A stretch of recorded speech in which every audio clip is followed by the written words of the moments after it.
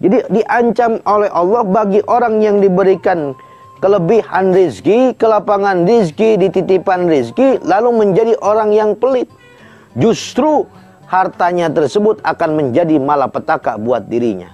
Akan mendatangkan musibah, akan mendatangkan adab Allah subhanahu wa ta'ala. Kalau kita berpikir, kemana harta ini kita akan bawa? Karena hawa nafsu ini mengajak kepada manusia selalu berangan-angan. Sehingga harus dikekang. Dengan kekangnya apa?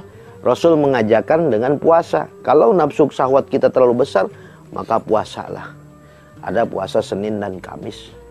Mengekang nafsu bisa dengan zikir kepada Allah subhanahu wa ta'ala. Itu harus kita kekang. Harus kita kerangkeng agar nafsu ini tidak menjadi liar. Karena nafsu ini kalau sudah menjadi berangan-angan. Berangan-angan seperti apa?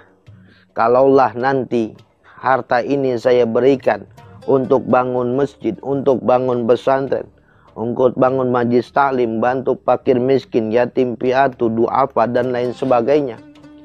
Nanti harta saya habis. Keturunan saya, anak saya mau makan apa? Belum punya rumah untuk di masa depannya. Belum punya pendidikan yang tinggi untuk masa depannya. Kalaulah saya tidak wariskan harta, berarti di situ juga sudah melunturkan keyakinannya kepada Allah subhanahu wa ta'ala.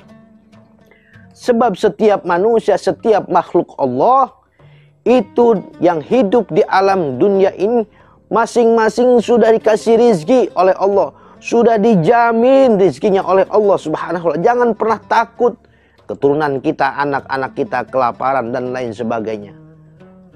Di samping kita membekali harta, jangan terlalu takut kelaparan, terlalu takut dengan masa depannya kalau tidak diwarisi harta. Di luar sana masih banyak orang yang ketika diberikan harta, diwarisi harta, justru hartanya jadi habis, madarat. Justru warisannya menjadi habis, menjadi madarat, pertikaian antara saudaranya. Berebut dengan warisan. Tapi tidak sedikit orang oleh orang tuanya tidak diberikan harta, justru orang tuanya memupuknya dari kecil sampai dewasa itu dengan memberikan ilmu, sehingga ketika dewasa dan menghadapi kehidupan ke depannya dalam rumah tangganya, dalam bermasyarakatnya, karena dibekali ilmu lah, ternyata banyak anak yang lahir dari orang biasa, justru hartanya malah bertambah kaya, malah bertambah berkah dan bermanfaat buat banyak orang. Pemirsa TV One, Assalamualaikum Nusantara yang dirahmati oleh Allah subhanahu wa ta'ala.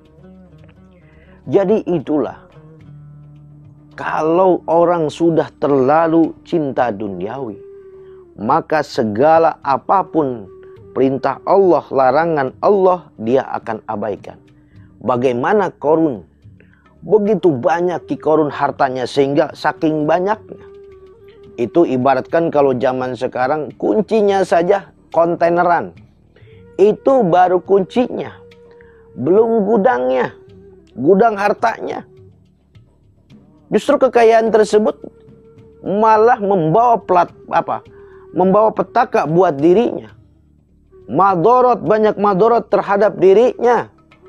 Ia menjadi orang yang bakhil, menjadi raja penguasa yang bakhil, yang zalim, mempunyai harta bukan untuk membantu, justru ia semakin zalim, ia tumpuk-tumpuk harta, sehingga Allah adab Korun ditelan bumi dengan harta-hartanya. Sehingga di zaman sekarang ada yang gali tanah lalu menemukan emas, menemukan lain sebagainya, perhiasan, dapat harta karun. Padahal itu sejarahnya adalah Korun yang ditelan bumi, diadab oleh Allah subhanahu wa ta'ala. Pemirsa TV One, Assalamualaikum Nusantara yang dirahmati oleh Allah subhanahu wa ta'ala, dimanapun Anda berada. Kita sebagai manusia pastinya keinginan kita menjadi mempunyai orang yang punya harta. Punya harta ini boleh, umat Islam harus kaya, Tapi dengan kekayaan tersebut, janganlah jadi orang yang bakhil. Jangan jadi orang yang pelit. Kita sadari yang Allah berikan rizki kepada kita itu titipan. Titipan yang menitipkan nanti marah kalau kita tidak pergunakan di jalan Allah. Kan Allah sudah berjanji dalam Al-Quran, siapa orang yang mendermakan hartanya di jalan Allah, pasti akan bertambah. Semakin menjadi dermawan, semakin disukai Allah. Semakin dia menjadi orang yang dermawan, semakin disukai oleh manusia. Dalam Al-Quran dijelaskan, "Man dzalladzi yuqridullaha qardan hasanan fayudha'ifahu lahu ad'afan katsirah." Siapa orang yang mendermakan 1 dirham di jalan Allah, mendermakan hartanya di jalan Allah, maka Allah akan lipat gandakan. Bahkan itu tidak akan habis ketika harta kita pergunakan untuk menolong orang lain atau membangun rumah-rumah Allah atau masjid atau musola. Tidak akan pernah habis. Bahkan harta tersebut akan menjadi syafaat buat kita. Ada kisah orang yang celaka pada zaman kaum Bani Israel. Ada seorang laki-laki.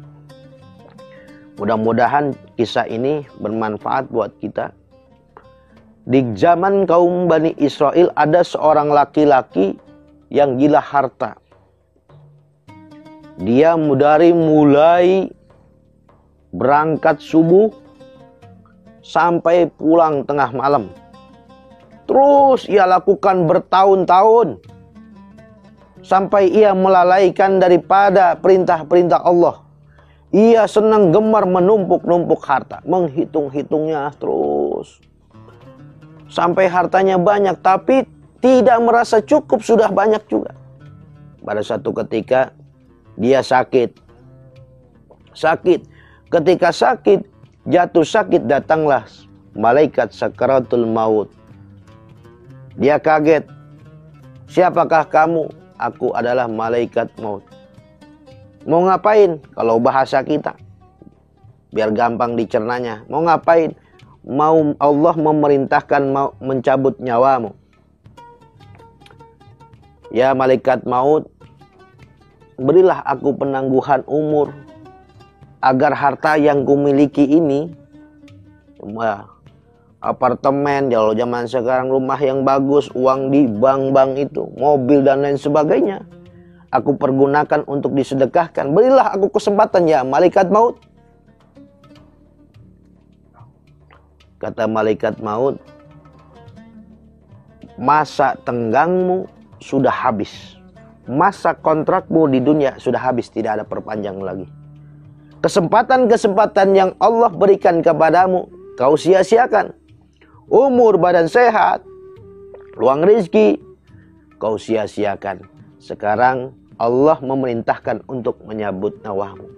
Maka disitulah orang Bani Israel tersebut menangis tanpa penyesalan. Tapi penyesalannya itu sia-sia karena hartanya tidak memberikan manfaat, bahkan tidak bisa menolong kepada dirinya di akhirat.